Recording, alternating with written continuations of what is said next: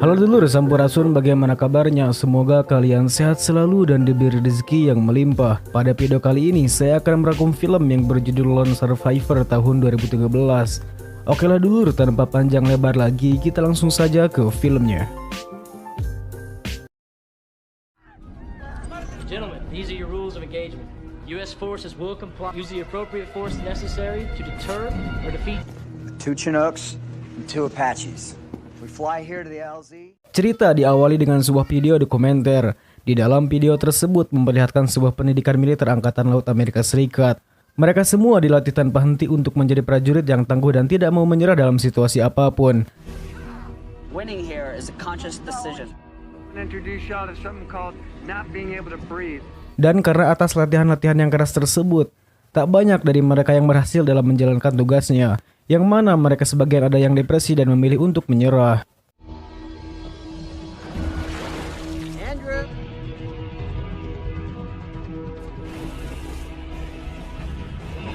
Yes, I do. Are you absolutely sure? Of course. That's it. Pays to be a winner. Scene beralih memperlihatkan sebuah helikopter yang sedang mengangkut seorang pria yang terluka cukup parah. Kemudian mereka semua membawa beliau ke pangkalan militer untuk mendapat pertolongan. I've heard many team guys speak of this. Sesampainya di sana, para medis pun dengan cepat membawa masuk untuk ditangani. An unrelenting desire to push yourself, pushing ourselves into those cold, dark corners. We wanted that fight at the highest volume. 3 hari sebelumnya, kita akan diperlihatkan dengan sebuah pangkalan udara yang bernama Bagram. Pangkalan tersebut merupakan pangkalan militer Amerika Serikat terbesar di Afghanistan. Sebelum lebih jauh ke filmnya, kita akan memperkenalkan siapa saja anggota yang akan ditugaskan di medan pertempuran. Di sana ada seorang pria yang bernama Michael Murphy. Michael ini berpangkat sebagai letnan. Kemudian ada Danny Deeds, Matthew, dan Marcus. Mike yang saat itu sedang tidur terlihat terbangunkan oleh kekasihnya yang memberikan email atau pesan kepadanya. Pesan tersebut yaitu kekasihnya meminta seekor kuda putih sebagai hadiah pernikahannya nanti. Is this doable? She's got good taste.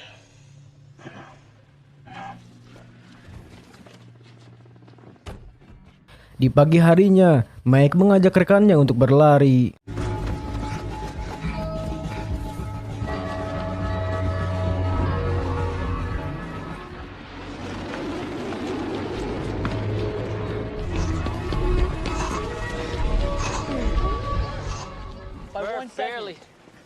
Barely. Ketika mereka sedang sarapan, tak lama ada komandannya yang memberitahukan bahwa operasi Red Wing akan dilaksanakan malam ini dan mereka diminta untuk segera berkumpul untuk mengatur strategi. Ready? Clean all this up. Singkat cerita, mereka pun akhirnya membahas tentang misi mereka kali ini. Mereka ditugaskan untuk menangkap seorang pria yang sangat kejam yang bernama Ahmad Shah. Ahmad ini diceritakan telah membunuh banyak marinir Amerika di Afghanistan. Ahmad juga mempunyai tangan kanannya bernama Tarok. Si Tarok ini merupakan anak buah Ahmad sekaligus kepercayaannya. Dan Tarok menjadi target sasaran kedua setelah Ahmad. Tarak. This is right-hand man. Seems to Objective of this mission is to capture and kill Ahmad. Dalam misi kali ini, sang komandan menurunkan 4 pasukan yang bertugas akan mengecek dan melacak keberadaan target. Hingga ketika mereka berhasil mengetahui keberadaannya, mereka langsung memberitahukan kepada sang komandan untuk melanjutkan aksi selanjutnya. Dan 4 pasukan yang akan diturunkannya yaitu Mike, Danny, Matthew, dan Marcus. Murph's got the sat phone. The AO of this region is very steep. 3 is Corona, 4 is Heineken, and for our OP1... With the law of armed conflict at all times. Use of deadly force. 30 minutes to J-Bad. Apaches stay with the Blackhawks. The movement is so... A lot of moving parts. Setelah itu mereka pun mulai mempersiapkan senjatanya masing-masing. Learned a lot of lessons in my life. Spies. Those big motherfuckers. I'm a UDT Navy SEAL diver. I'll wind yours, boys. Singkat cerita, mereka pun mulai berangkat dari pangkalan udara Bagram menuju tempat yang telah ditentukan. Sesampainya di sana, 4 pasukan itu mulai diturunkan di sebuah perbukitan.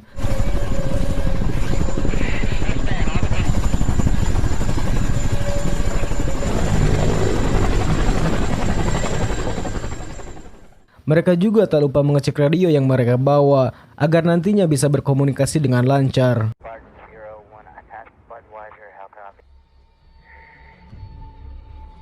Spartan 01, Spartan base. I copy. Apollo 22, Spartan 01.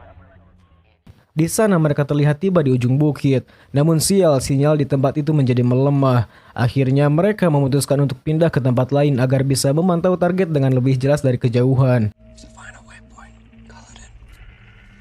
Spartan 01, this is Beastmaster. Say again your last, your... Let's try and make that peak. Yeah, they arrived about 30 minutes ago. Should be digging it nice and tight right about now. Dan akhirnya mereka melihat sekelompok orang bersama dengan Ahmad Shah. Setelah menemukan orang yang menjadi sasaran, mereka kemudian bersembunyi di balik semak-semak.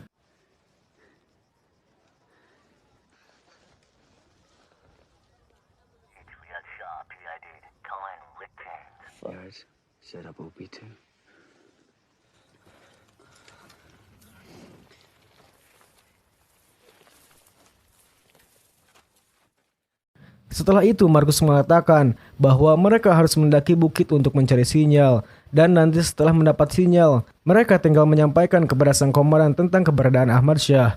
Namun sebelum mereka mendaki, mereka terlebih dahulu beristirahat setelah perjalanan jauh yang mereka tempuh. Marcus, Axe, shut her down. Deets, you got security. Turn off the radio while you're chewing. You're making me nauseous.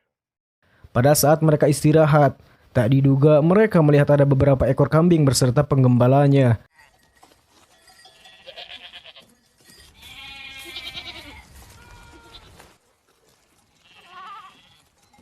Di sana mereka memilih bersembunyi untuk menghindari kontak senjata. Namun tak sengaja, ada seorang pria menginjak kaki Markus, sehingga Markus pun menyerangnya.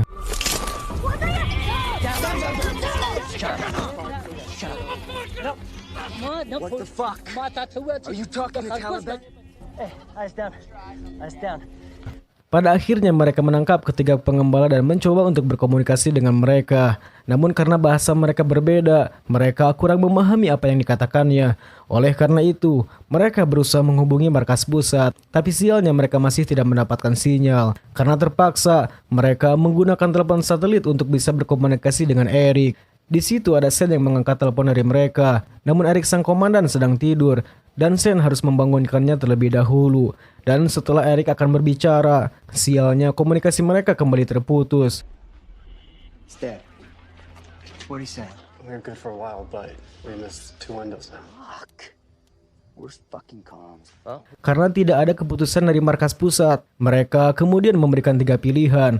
Pertama, mereka akan melepaskan sanderanya dan menjauh dari tempat itu. Namun konsekuensinya, ditakutkan para penggembala itu akan memberitahu Taliban tentang keberadaan mereka. Kedua, mengikat dan meninggalkan para penggembala tersebut mati kedinginan atau dimakan hewan buas. Yang terakhir, mereka akan membunuhnya. Down there, we let them go, we let him go, mission fails. We terminate the compromise. Namun Markus menolak untuk membunuh para penggembala tersebut karena jika hal itu dilakukan, dunia akan menganggap bahwa pasukan Amerika merupakan melanggar hukum karena membunuh warga sipil dan anak-anak yang tak bersenjata. Akhirnya Markus memilih pilihan kedua, yaitu untuk mengikat mereka. Namun Danny menolaknya. Danny memilih untuk membunuhnya agar misi ini tetap berjalan lancar. Akhirnya perdebatan pun terjadi di antara mereka. We do, what we have to do. Rules of engagement says we cannot touch them. Where do you think he's running to? 200. That's not a kid. That's a soldier. That's... Tie him up. Let's get the fuck out of We here. can't just fucking leave him, let him Schwack him. fucking vote it. This is not a vote. Hingga akhirnya Michael memutuskan untuk membebaskannya saja. Dan karena Michael telah mengambil keputusan, akhirnya mereka bertiga harus menuruti apa yang dikatakannya. Karena Michael ini merupakan ketua dari 4 pasukan tersebut. Kemudian mereka semua melanjutkan perjalanannya menuju bukit untuk mendapatkan sinyal.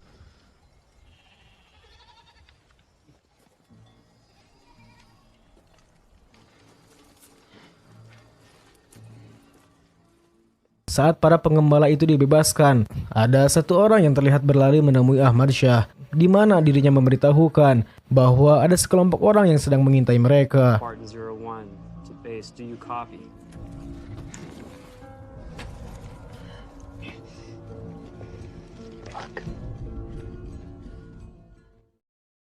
Di sisi lain mereka terlihat sampai di puncak. Namun sial mereka tertipu, karena puncak tersebut merupakan lahan kosong dan tak ada pohon untuk bersembunyi.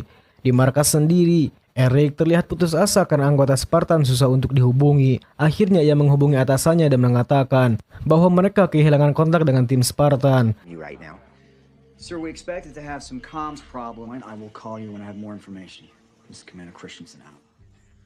Mereka yang sedang bersembunyi.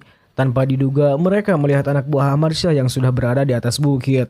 Sontak hal tersebut membuat mereka sedikit panik. Sebenarnya mereka semua ditugaskan untuk mengintai target, dan mereka tidak ditugaskan untuk melakukan penyerangan. Karena jika mereka melakukan penyerangan, jelas mereka tidak sebanding untuk melawan puluhan anak buah Ahmad Shah. Dan karena keadaan yang terpaksa seperti ini, Dani memulai tembakannya dengan membunuh seorang pria yang sedang bersembunyi di balik pohon.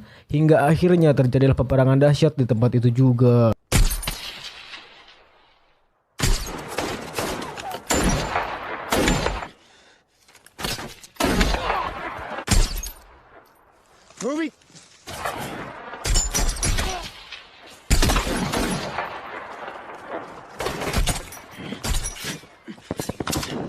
Di dalam pertempuran tersebut, Danny terus berusaha menghubungi markas pusat untuk meminta bantuan.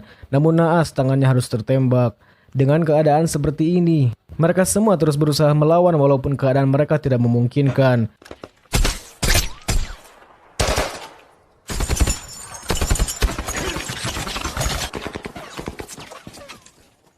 Di situ X mengatakan bahwa bagian sisi tidak aman dan mereka harus beralih ke tempat lain untuk menghindari serangan musuh. Di sisi lain, para musuh terus berdatangan dan membawa peledak, hingga akhirnya mereka harus terpental akibat ledakan tersebut.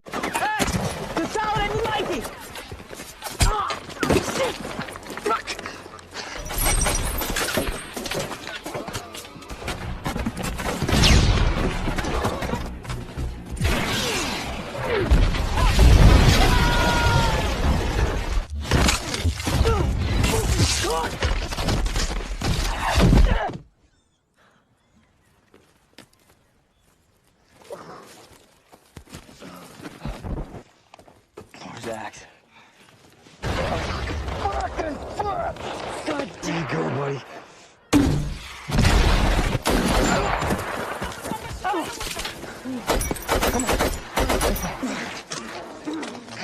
My fucking strap. Setelah Dani tertembak cukup parah, akhirnya Mike dan Marcus menolongnya. Mereka berdua terus berusaha untuk menghentikan keluarnya darah akibat serangan tadi. Dan karena luka yang begitu parah, Dani pun berteriak. Hingga teriakan tersebut terdengar oleh para musuh. Sehingga terjadilah aksi tembak-menembak yang membuat para anggota Spartan mati satu persatu.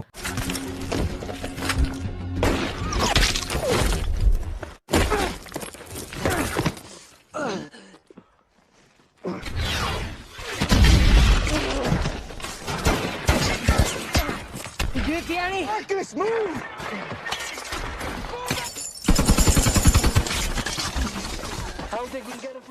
Scene beralih pada Mike dan Marcus yang terus berusaha naik ke bukit untuk mendapatkan sinyal. Di situ Mike sempat ditolak Marcus karena hal itu akan membahayakan dirinya. Namun Mike sebagai ketua yang harus bertanggung jawab, ia pun bersikeras untuk menuju bukit tersebut.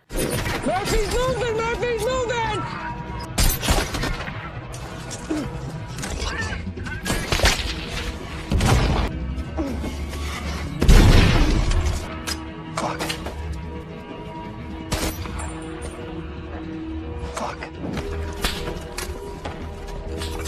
Sesampainya Mike di bukit, ia dengan cepat menghubungi markas. Beruntung ada seseorang yang mengangkat telepon tersebut. Di situ Mike memberitahu tentang lokasi dan juga titik koordinatnya. Namun tak lama, Mike terkena tembakan dari belakang. Hingga akhirnya beliau harus tewas saat itu juga.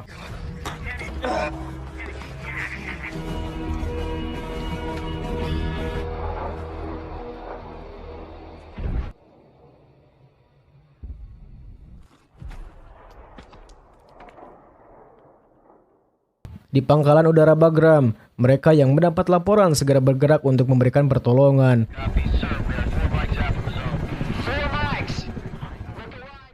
Di tempat pertempuran sendiri, X bertanya kepada Marcus tentang keberadaan Mike dan Danny. Marcus pun menjawab bahwa dia tidak tahu keberadaannya. Ia juga menyampaikan kepada Marcus jika dirinya mati, Marcus harus memberitahu kekasihnya bahwa X mencintainya. Dan saat mereka sedang berbincang-bincang,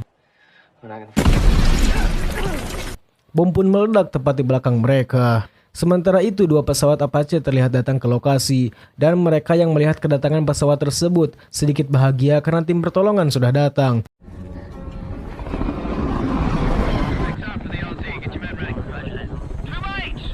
Hingga saat tim penjemput akan turun, tiba-tiba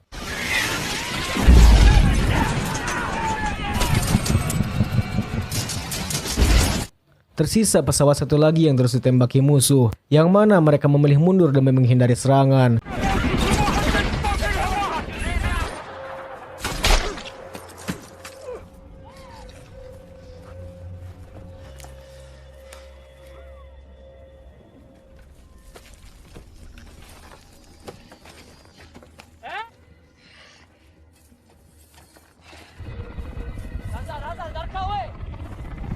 I got nothing. Zero base. 1-1 returning to base.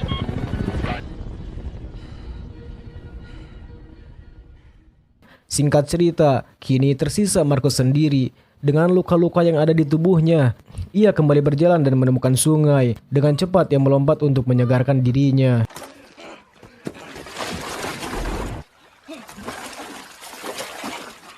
Namun tak lama ada 4 orang pria di sana. Sontak hal tersebut membuat dirinya ketakutan dan dia mengancam bahwa dia akan meledakkan bom yang ada di tangannya. Tanpa diduga, kedatangan mereka bukanlah untuk membunuhnya, melainkan dirinya dengan senang hati akan menyembuhkan lukanya.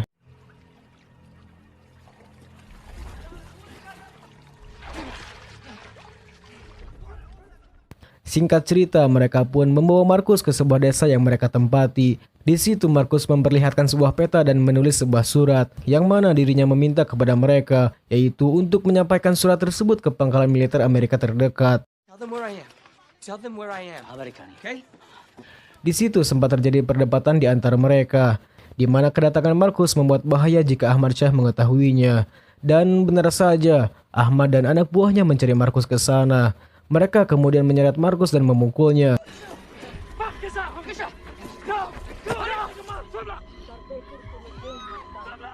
Dan saat Ahmad akan menyembelihnya, datanglah Gulam dan rekannya mengancam Marcus.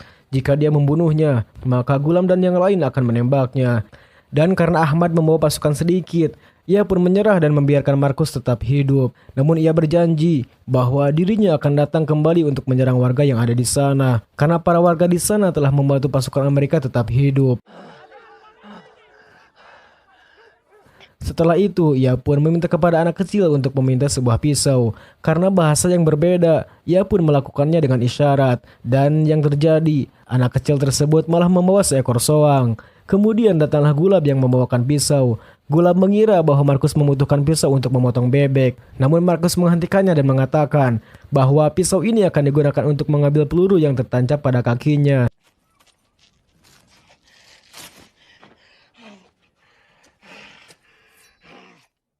Setelah itu Gulam memberikan pakaian yang biasa dipakai oleh pria di sana, sehingga sekarang menjadi Haji Marcus.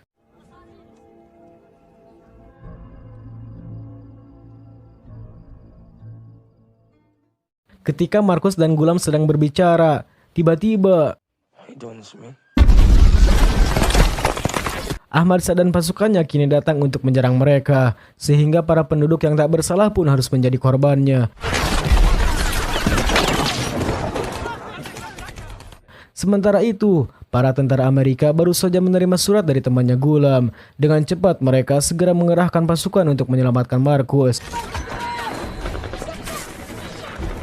Beralih ke desa Gulam yang sedang terjadi peperangan dengan Ahmad Shah. Di sana Marcus mampu membunuh tangan kanan Ahmad Shah yang bernama Tarok. Ahmad Shah sendiri terbunuh oleh Gulam dengan pistolnya.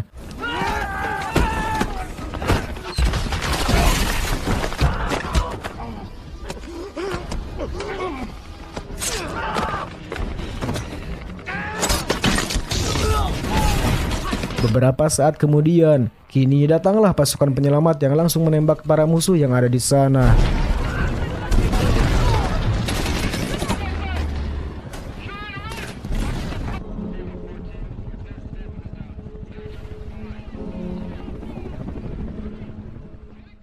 Singkat cerita, akhirnya Markus berhasil diselamatkan, dan Markus meminta agar anak kecil di desa tersebut bisa dibawa. Namun para tentara itu menolaknya, hingga akhirnya dirinya berterima kasih banyak karena telah menolongnya.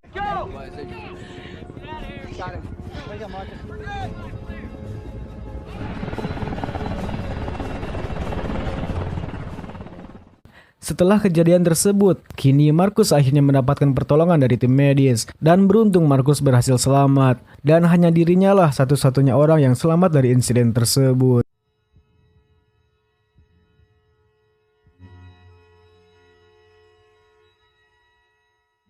Okelah dulur, dan film ini pun udahan bor. Nah, itulah dulur seluruh alur cerita film Lone Survivor tahun 2013. Jika ada kesalahan dan saran, silahkan tulis di kolom komentar. Sekian dari saya mengucapkan terima kasih.